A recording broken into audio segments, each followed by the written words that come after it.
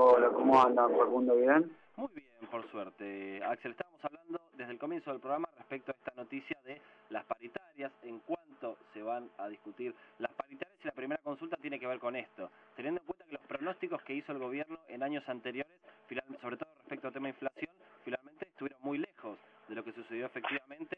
¿Es viable pensar en una paritaria que se discuta en torno al 15% sin cláusula gatillo? Mira, sí, leía hoy la noticia en el diario. Entre los principales objetivos del gobierno de Macri desde el primer día está esta cuestión de reducir el salario, tanto en pesos como en dólares. El diagnóstico de que el salario es muy alto en la Argentina, que es un diagnóstico constitutivo de lo que sería la escuela, la tendencia neoliberal, es parte de los objetivos del gobierno de Macri, aunque lo viene negando sistemáticamente, a punto tal que el primer año, o sea, 2016, recién asumido, Macri pronosticó él y bueno, entonces su ministro Pradrey una inflación de 20-25. Y ahí trataron de apuntar con la paritaria. La inflación terminó siendo 40-42, casi el doble de lo que se habían planteado. Y sin embargo, a pesar de eso, consiguió una reducción muy fuerte de los salarios reales durante el primer año. La pauta salarial habrá terminado en 30%, es decir, que sacó 7 puntos, 8 puntos de salario a los sectores formales, a los más poderosos, a los más sindicalizados. El segundo año, Macri anunció, su ministro, y bueno, y con todo esto que estamos viendo ahora de esta comparsa de las estimaciones de inflación del Banco Central, del gobierno, pero claramente fijar una pauta de inflación más baja que lo que termina siendo la inflación real, provocada por las propias políticas del gobierno, tiene que ver con bajar los salarios, bajar las jubilaciones. En 2017 pronosticaron era en ese momento 12 y 17 puntos de inflación, terminó siendo 24 o 25, o sea que la verdad que el doble de nuevo de la parte más baja de la meta. Y ahora tuvieron que revisar la meta porque la meta de 10 puntos, bueno, 8 a 12, era absolutamente descabellada, y ya la estaba empleando el gobierno para tratar de fijar las paritarias. La verdad que se dispone, después del año electoral 2017, a tratar de darle otro sablazo al salario de los trabajadores. Eso ya lo ha anunciado el gobierno, sacar la cláusula gatillo después de este historial de tratar de fijar las paritarias en niveles mucho más bajos que lo que terminan siendo los precios. Repito, por propia decisión del gobierno, porque el gobierno ya tiene en carpeta los aumentos que nos van a hacer a todos, la luz, del gas, de la nafta durante el año que viene, y sin embargo hace como si la inflación fuera un fenómeno meteorológico, y la verdad que provoca la inflación, trata de fijar los salarios abajo y generar nuevas caídas. Repito esto que me parece interesante. En el diagnóstico del gobierno, los salarios en Argentina cuando llegaron eran muy altos, y en esto hace acordar mucho la cuestión de las jubilaciones, ¿no? Que cuando eran oposición sostenían que las jubilaciones eran bajas, pero ahora que son gobierno las jubilaciones son muy altas, funden el sistema y empiezan con las mil excusas. Con el tema salarial es parecido. Van por una reducción del salario con toda la excusa de la competitividad, de que otros países son más productivos porque los salarios son muy altos, cuando en realidad es exactamente lo contrario de lo que está pasando en el país. La depresión que hay del consumo general por la caída de salarios, jubilaciones, etcétera, es lo que agudiza la desindustrialización y la recesión. Vos hablabas de las metas de inflación, nosotros hemos hablado acá en este programa durante varios fines de semana sobre esta interna que hay entre algunos sectores que representan al equipo económico, digamos, y de otro lado Federico Sturzenegger y sus metas altas y sus tasas altas. ¿Qué cambió esta última semana? Se bajó un poco la tasa y se planchó el dólar, pero efectivamente y de fondo, ¿qué cambió? No, yo creo que siempre fue una mentira, que la cuestión de la tasa de interés de Sturzenegger, esa que generó la bicicleta financiera más grande de las épocas del neoliberalismo de los 90, incluso de la dictadura, ¿no? Esa bicicleta financiera es producto de tasa de interés interna muy alta, dólar bajo, que es un modelo económico posible para la Argentina, pero donde el manejo de la tasa de interés tiene que ver con el dólar, no con la inflación. Vos fijate, cuando empieza el gobierno dice, tenemos la receta para terminar con la inflación. Subir muy fuerte las tasas de interés, vaciar el mercado de dinero, generar problemas de liquidez, y con eso vamos a bajar la inflación. Hace 2 años que están probando eso, y han tenido la inflación más alta de los últimos, bueno, desde 2002, el año pasado, y este año una inflación que si uno la midiera bien, seguramente más alta que como terminó en 2015. Entonces, la verdad es que si lo de las altas tasas era para bajar los precios, no funcionó, ya lo tendrían que haber abandonado. Lo que se empieza a notar es que el tema de las tasas tiene otro objetivo, y que ese objetivo es básicamente la cuestión financiera y impedir que la enorme cantidad de activos líquidos se vayan al dólar. O sea que lo que está haciendo Sturzenegger es una política que tiene que ver con el dólar, haciéndose el distraído. Por eso fracasa con lo de la inflación, porque la inflación en Argentina tiene poco que ver con estos factores. Axel, ¿qué tal? Te saluda Guido Stochi. ¿Cómo anda, Guido? Bien. Cuando uno ve este DNU que salió en medio del verano, con reformas que tienen que ver, según el gobierno, con un clima de negocios, fortalecer la inversión, ¿qué es lo más preocupante que tenés para desgranar de este DNU de cara al que nos está escuchando del otro lado, que la mayoría son laburantes, digamos?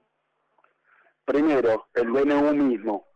Macri se decidió, como hizo desde el primer día de su gobierno, y hoy hay también una nota en el diario en este sentido, a tratar de gobernar sin el Parlamento.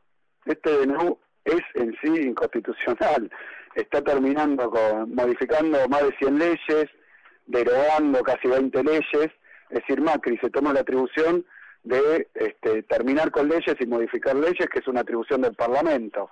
Debería pasar por el Parlamento, pero no lo hace. Entonces el principal problema, que tiene que ver con lo que ya hizo prácticamente la primera semana de gobierno, que es nombrar jueces de la Corte Suprema por decreto, es decir, Macri se pasa absolutamente por cualquier lado la institucionalidad de la Argentina. Este decreto es una muestra de que en vacaciones, incluso teniendo extraordinarios, quiere gobernar sin el Congreso.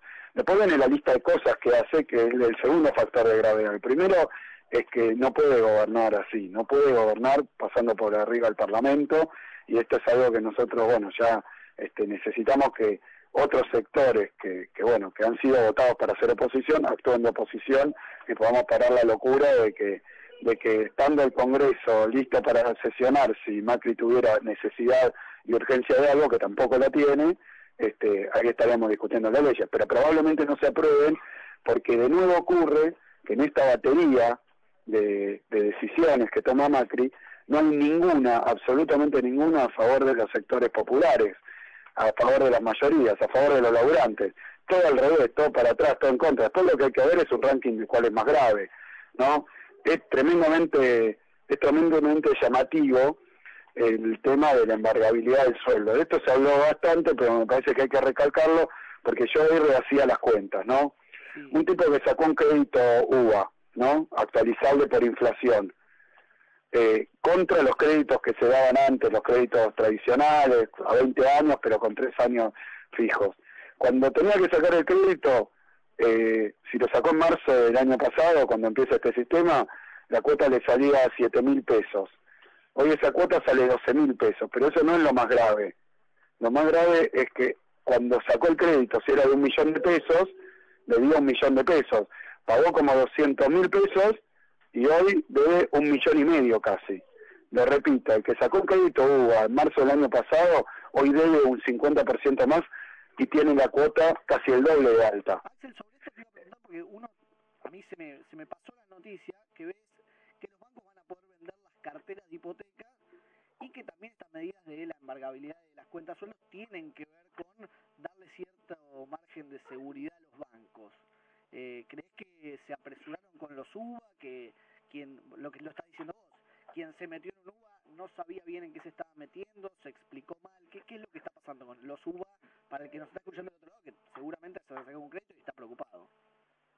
Bueno, el que sacó un crédito UVA, de alguna manera, primero fue presa de una campaña publicitaria que tiene que ver con este blindaje mediático general que tiene el gobierno. El gobierno alarga cualquier iniciativa, como fue con la reparación histórica, con la devolución de IVA a los jubilados, y lo presentan como algo bárbaro, formidable, y digamos, nunca aparece la letra chica o el prospecto del medicamento, qué contraindicaciones hay.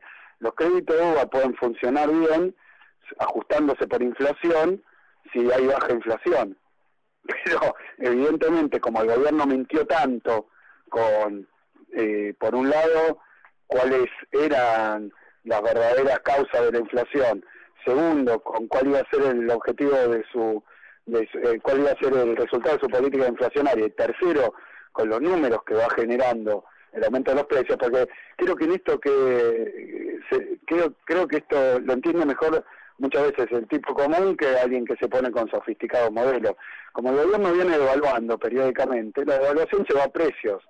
Y eso es algo que lo sabe cualquier argentino que haya vivido en este país, cualquier época histórica. O sea que cuando devalúa el gobierno, como pasó hace pocos días, eso tiene un efecto sobre los precios, de alguna manera en algunos precios directos, porque por ejemplo la nafta hoy está en dólares en la Argentina, ese es el acuerdo que hizo Macri con las petroleras, no es que lo deciden las petroleras. El gobierno acordó con las petroleras, justamente con un ministro que es parte de las petroleras, que iban a ajustarse con el dólar. Y en segundo lugar, montones de insumos difundidos, como puede ser el acero, como puede ser el plástico, o sea, muchísimos factores de la producción en la Argentina, y ni hablar los servicios que se compran en el extranjero, patentes, lo que sea, todo eso está directamente dolarizado.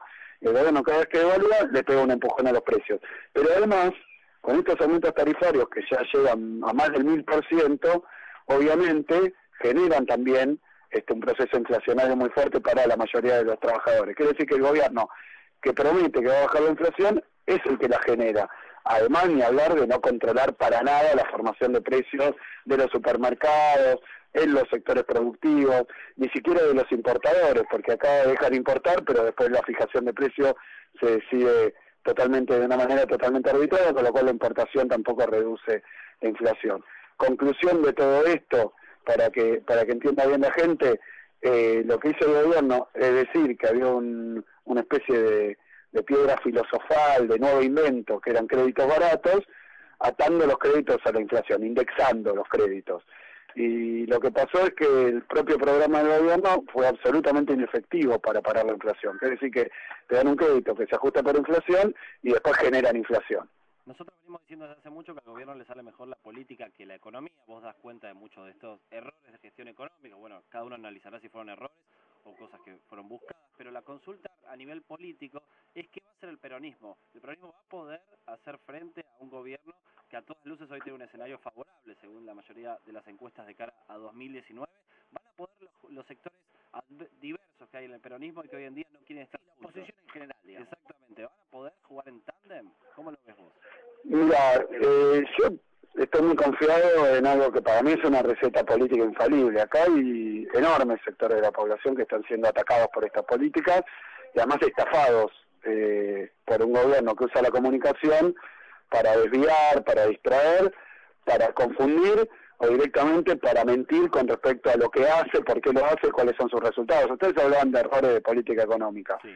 Bueno, ajustar las tarifas como la han ajustado, sin exigirle ninguna inversión a las empresas, cosa que se ha notado este verano, por ejemplo, no es un error de política, es favorecer un sector que se ha llevado el resultado de los aumentos tarifarios contra las grandes mayorías que la pagan a las tarifas y tienen el mismo servicio de antes. O sea, eso no podríamos catalogarlo de error, sino que es una política económica que simplemente todo el tiempo miente o encubre a quienes beneficia y a quienes perjudica. Toda política económica, y en economía esto es inexorable, se pueden cometer errores, obviamente, se puede implementar mal un programa, pero lo que es inexorable es que siempre que beneficias a uno, perjudicas a otro y al revés. De manera tal que los economistas, el propio gobierno, cada vez que toma una medida que como resultado tiene una caída de los salarios, una pérdida de poder adquisitivo, los problemas para llegar a fin de mes, de un lado está beneficiando a alguien del otro, y ese otro forma parte del gobierno. Entonces ese es el contenido de la política económica, no son malas políticas económicas, sino que son con objetivos distintos a los que declaran. Ahí yo lo que creo en el terreno político es que los sectores que están siendo golpeados por las políticas económicas del gobierno de Macri cada vez con más ferocidad, porque además como se venían las elecciones en 2017, dieron crédito, largaron la obra pública, pospusieron los tarifazos, pospusieron los aumentos de nafta, hasta el fútbol gratis te dejaron para que lo votaras en 2017, y bueno, terminaron las elecciones, se sacaron la careta y apareció Freddy Krueger, digamos, y empezaron a aplicar las políticas económicas, que empezó con la reforma previsional, bajando las jubilaciones, trata de seguir por una reforma laboral, cuando no puede hacerlo directamente lo hace por decreto. Entonces yo creo que esa es la clave que tenemos en la política. Nosotros tenemos que representar a enormes, numerosos sectores de nuestra sociedad que están siendo castigados por estas políticas y también engañados por una campaña comunicacional y un sistema mediático que cubre el gobierno, lo defiende, te miente, te distrae. Entonces nosotros tenemos esa responsabilidad política. Después, yo creo que eso a nivel de las bases, a nivel de los sectores populares, está siendo cada vez más claro. Después podrá haber dirigentes que apelan a otra clave, ¿no? Llamémosla gobernabilidad, llamémosla como querramos llamarla, pero yo creo que la verdadera gobernabilidad, la única verdadera gobernabilidad en democracia, es representar a quienes te votaron. Entonces yo creo que con esa receta sola ya resolvemos el tema de la unidad, porque hay tremenda cantidad de sectores que están recibiendo las cachetadas del gobierno. Esa es la última y tiene que ver con algo que se discute poco, porque si bien la oposición habla mucho del endeudamiento, uno no lo ve en los graphs o en los zócalos como antes era el tema de las reservas. Y ayer les leía cuánto debe el mundo, o sea, cuánta más deuda hay que el PBI. ¿Hasta cuánto se puede endeudar el gobierno? O sea, ¿cuánto ratio tiene, cuánto gap le queda de acá al final de gestión para que nos transmitas eso? Mira, hay muchos factores, porque acá está el que toma deuda y el que se la da. O sea que el problema que estamos teniendo, porque ahí hay una primera mentira que yo señalaba antes. La tasa de interés alta no es por una cuestión de inflación, es para no generar una corrida cambiaria. Es decir, que el problema de Sturzenegger es que no se le vayan los pesos a dólares. Por eso sube la tasa y por eso es tan débil ante las presiones del sistema financiero.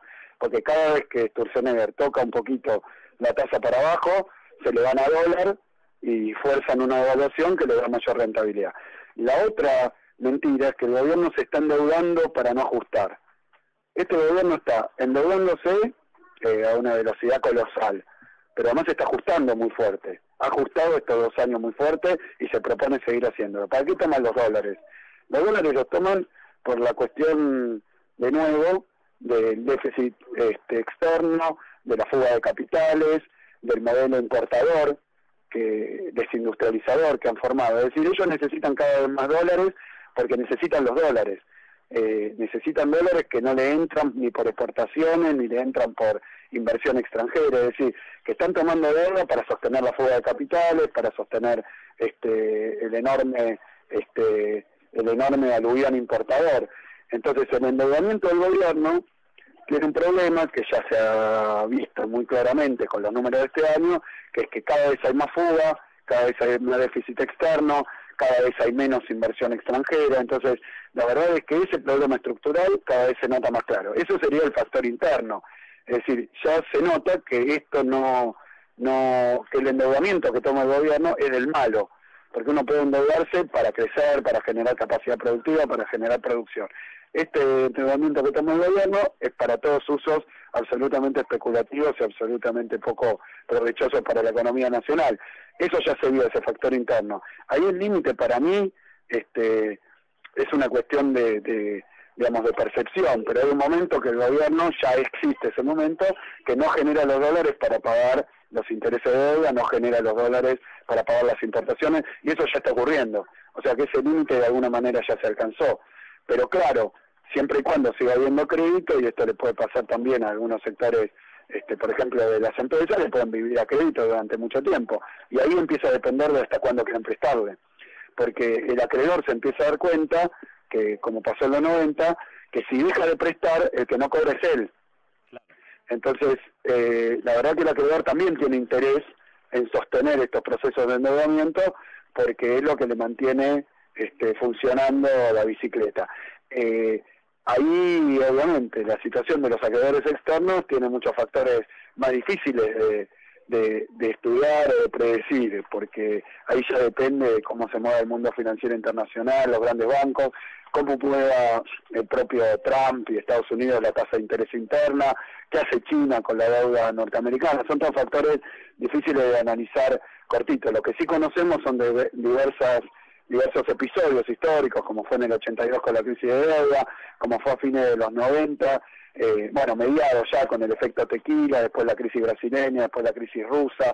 Es decir, cuando el sistema financiero internacional empieza a imponer restricciones, se acaba la plata fácil y hasta el que está mejor parado tiene dificultades, sí, como hace el gobierno de Macri, empieza a volverse un adicto de la deuda.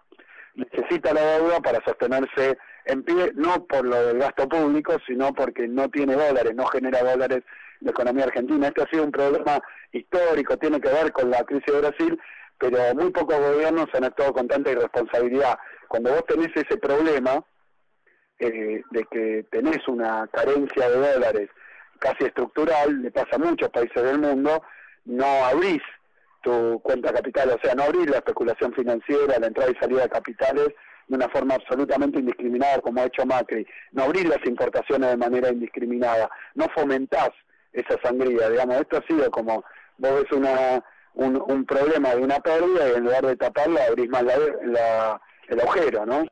Entonces, esto es un factor, me parece que, si bien es complicado de entender, la situación depende de las propias decisiones que toma el gobierno. No administra el tipo de cambio, no administra la balanza comercial, no administra la fuga de capitales, no administra nada. Entonces está una cascarita de nuez, ¿no? Y eso es lo que la vuelve tan frágil y vulnerable, y no lo digo yo, sino que en los rankings de vulnerabilidad de las agencias internacionales, Argentina escaló puestos hasta llegar al podio casi. Axel, muchísimas gracias, que tengas un buen domingo. Bueno, igualmente, un abrazo.